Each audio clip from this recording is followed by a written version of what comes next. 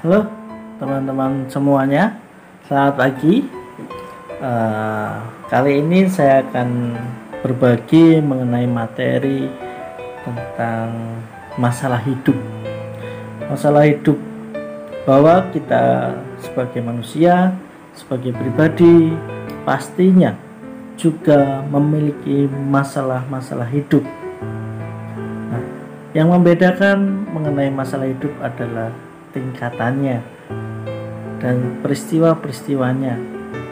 Pasti setiap pribadi memiliki permasalahannya masing-masing, permasalahan hidup yang berbeda-beda, tetapi yang paling penting bukan pada sebuah masalahnya, tetapi bagaimana kita mampu menyelesaikannya dengan tepat, dengan baik, dan menemukan solusi yang tidak merugikan diri kita maupun orang lain. Yang paling penting adalah bagaimana kita menyelesaikan sebuah masalah itu. Nah, di sini ada beberapa slide nantinya. Ini mengenai sebuah permasalahan yang terjadi. Maka kita simak bersama-sama bagaimana cerita ini yang perlu kita dengarkan, perlu kita manfaatkan, perlu kita maknai yang paling penting itu. Oke, mari kita mulai. Suatu hari muncul celah kecil pada sebuah kepompong. Seorang pria duduk dan memperhatikan calon kupu-kupu tersebut. Berjuang keras selama berjam-jam untuk mendorong tubuhnya keluar melalui lubang kecil tersebut. Baik teman-teman, cerita ini mengenai bagaimana proses kupu-kupu untuk sampai keluar pada kepompongnya sebelum bisa terbang bebas menjadi kupu-kupu yang indah. Kemudian tampak usaha tersebut sia-sia, berhenti dan tidak ada perkembangan yang berarti. Seolah-olah terlihat usaha tersebut sudah mencapai satu titik di mana tidak bisa berkelanjutan. Jadi kepompong ini, si kupu-kupu sudah berusaha keras untuk keluar dari kepompongnya. Namun di mana sudah mencapai pada satu titik di mana tidak bisa dilanjutkan. Maka pria itu memutuskan untuk membantu kupu-kupu itu. Dia mengambil sebuah gunting dan membuka kepompong itu. Kemudian kupu-kupu itu keluar dengan sangat mudahnya. Tapi apa yang terjadi? Kupu-kupu itu memiliki tubuh yang tidak sempurna. Tubuhnya kecil dan sayapnya tidak berkembang. Jadi proses kupu-kupu dari kepompong sampai pada mampu keluar dari kepompongnya menjadi kupu-kupu yang indah, ternyata itu adalah prosesnya. Proses di mana kupu-kupu menjadi kuat, baik sayapnya, supaya apa? Supaya memang proses harus dilalui.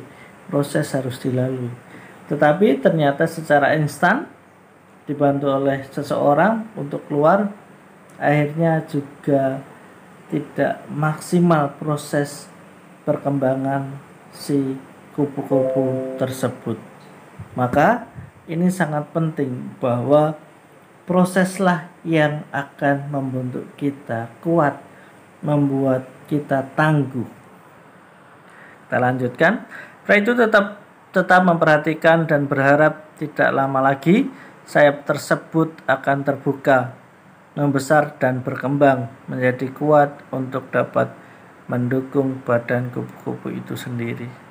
Nah, kita itu perlu seimbang antara kemampuan kita, kalau dalam cerita ini kupu-kupu, dan sayap untuk terbang, supaya dapat berkembang dengan optimal. Tetapi kenyataannya kupu-kupu ini sayapnya masih belum begitu kuat karena tadi keluar dari kepompongnya secara instan, tidak melalui proses yang biasanya terjadi. Semua yang diharapkan pria itu tidak terjadi. Kenyataannya, kupu-kupu tersebut malah menghabiskan seluruh hidupnya merayap dengan tubuhnya yang lemah dan sayap yang terlipat. Kupu-kupu tersebut tidak pernah bisa terbang.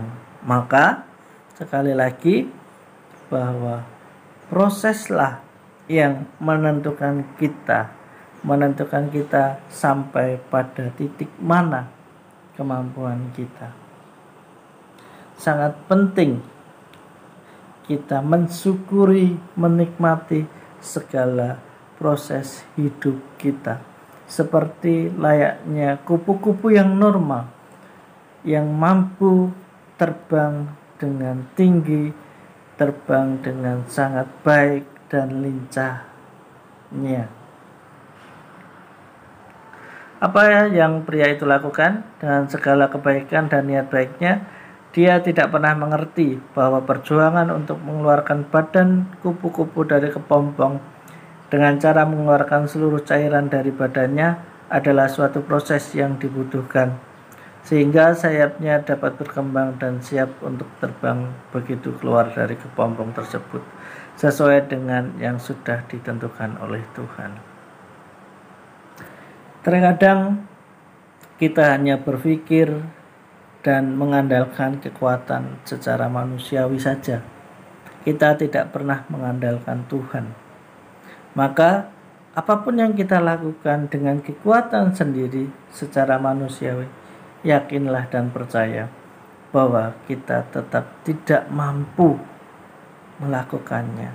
Walaupun kita sudah sekuat tenaga, penuh semangat, tetapi semuanya itu berkat kekuatan Tuhan Sang Pencipta, bahwa hidup kita, tantangan kita sudah ada yang ngatur, bahwa tantangan yang terjadi dalam hidup kita pastinya tidak melebihi kemampuan kita sebagai umat manusia. Poin pentingnya adalah kita tidak, atau masalah tantangan kita tidak melebihi kemampuan kita. Seringkali perjuangan adalah suatu yang kita butuhkan dalam hidup ini. Ini yang terjadi. Jika Tuhan memperbolehkan kita melewati hidup ini tanpa cobaan, kepengennya ya teman-teman, pengennya kita memperoleh hidup tanpa ada cobaan. Hal ini akan membuat kita lemah. Seperti di awal tadi, ketika kita tidak melalui prosesnya, tetapi melompati proses, itu membuat kita lemah, membuat kita kurang tangguh. Kita tidak akan sekuat seperti apa yang kita harapkan, dan tidak akan pernah terbang seperti kupu-kupu itu.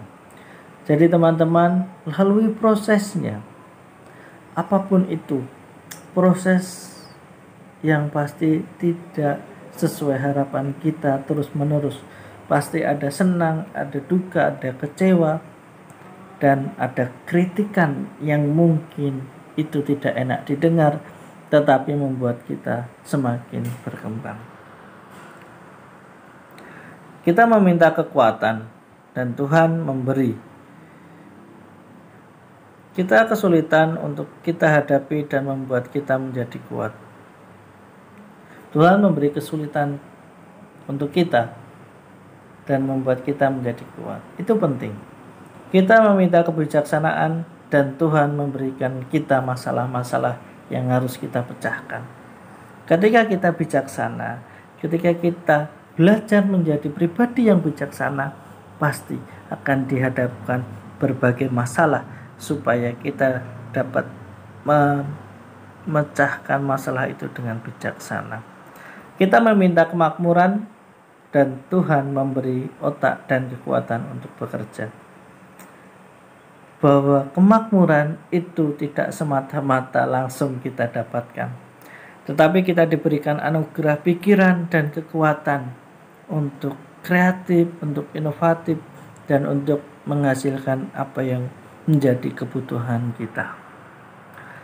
Kita meminta keberanian dan Tuhan memberi kita rintangan untuk kita hadapi. Bahwa semua terbentuk itu karena ada sebuah rintangan. Rintanganlah yang membuat kita tangguh, membuat kita percaya diri, membuat kita semakin mampu menyelesaikannya. Kita meminta cinta dan Tuhan memberikan orang-orang yang dalam kesulitan untuk kita bantu. Bahwa kita memiliki kasih, memiliki cinta, bahwa kita sebagai manusia, sebagai pribadi juga mampu memberikan kasih itu terhadap sesama kita untuk saling membantu, peduli dalam hal apapun, dalam bentuk apapun. Kita meminta pertolongan dan Tuhan memberi kita kesempatan. Sekali lagi, kesempatanlah yang membuat kita mampu memulainya. Kesempatanlah yang membuat kita berani memutuskan untuk bertindak, mengambil kesempatan itu atau tidak. Kita tidak menerima apa yang kita inginkan, tapi kita menerima apa yang kita butuhkan. Ini sangat penting. Seringkali kita merasa kita itu atau orang atau Tuhan itu tidak adil terhadap kita. Mungkin kita sudah berdoa, berusaha, tetapi juga tidak kunjung diberikan atau kita dapatkan. Inilah kalimat yang sangat penting dan patut kita refleksikan. Kita tidak menerima apa yang kita inginkan, tapi kita menerima apa yang kita butuhkan. Ini penting. Ini dari kalimat ini kita dapat belajar banyak hal mengenai prioritas hidup juga. Ini pesannya teman-teman. Jalani hidup tanpa ketakutan, hadapi masalah dan yakinlah bahwa kita dapat mengatasi semua itu. Sekali lagi, bahwa apapun yang terjadi, apapun proses kita, itu tujuannya adalah untuk membentuk kita menjadi pribadi yang kuat, yang tangguh, dan dapat melalui tahapan-tahapan hidup kita, tantangan-tantangan hidup kita ke depan. Pastinya tantangan itu selalu ada dan tingkatannya itu selalu berbeda dan selalu naik level. Maka kualitas hidup kita itu diuji dari masalah-masalah yang ada, tantangan-tantangan yang ada. Dan yang paling penting, jalani hidup ini tanpa ketakutan, hadapi semua masalah, dan yakinlah bahwa kita dapat mengatasi semua itu. Semoga teman-teman sharing kita, cerita ini bisa bermanfaat bagi kita semua. Terima kasih.